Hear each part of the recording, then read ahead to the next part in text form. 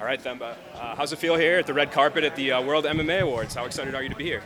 I'm super excited to be here.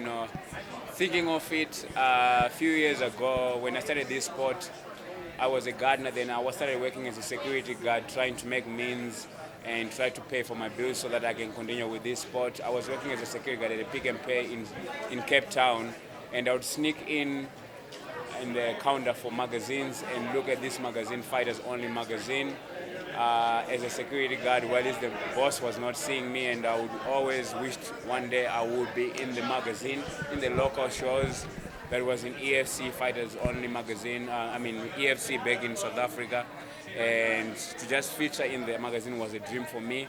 Unfortunately, the first feature I had in the magazine was me losing to Ivor Peterson as an amateur.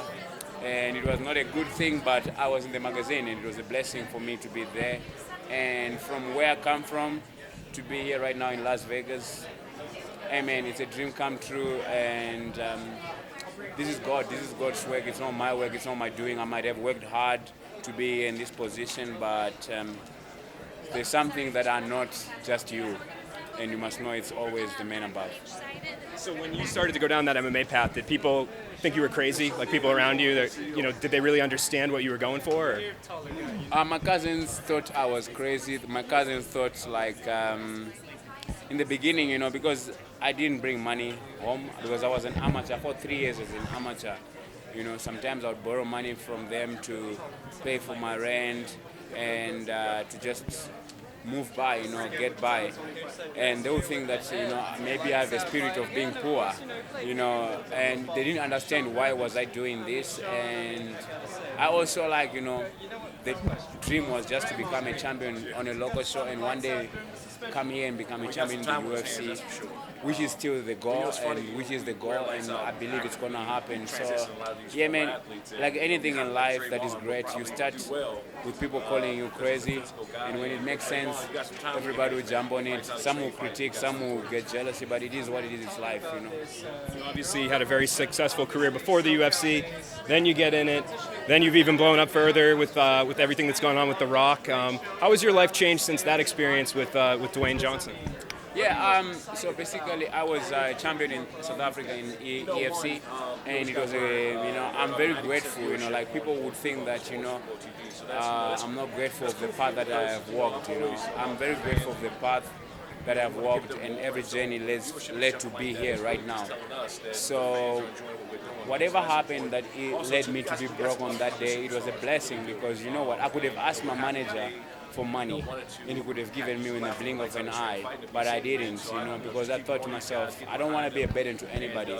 I'm gonna go out there, win this fight, get a bonus, and then I'll post my $7 in the morning and my $50,000 at night. Unfortunately, I didn't get the bonus.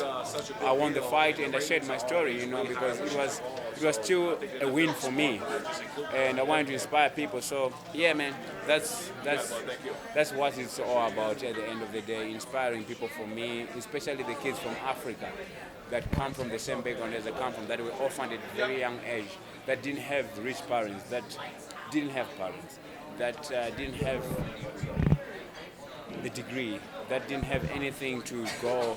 That is called the norm in Africa, like you have to have a degree, you get a degree and get a job. That's what's called the norm there, and that's what is called success there.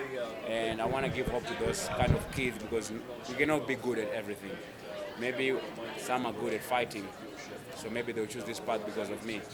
Honestly, probably that was the best part about everything that happened with The Rock, right? The platform that he's on to be able to kind of spread that message. Do you stay in touch with him at all? Have you talked to him at all recently? Yeah, I speak to DJ often, every time I speak to him, sometimes because he is a late night guy, he would message me in the middle of the night sometimes, and it's tricky because then I want to go train straight away.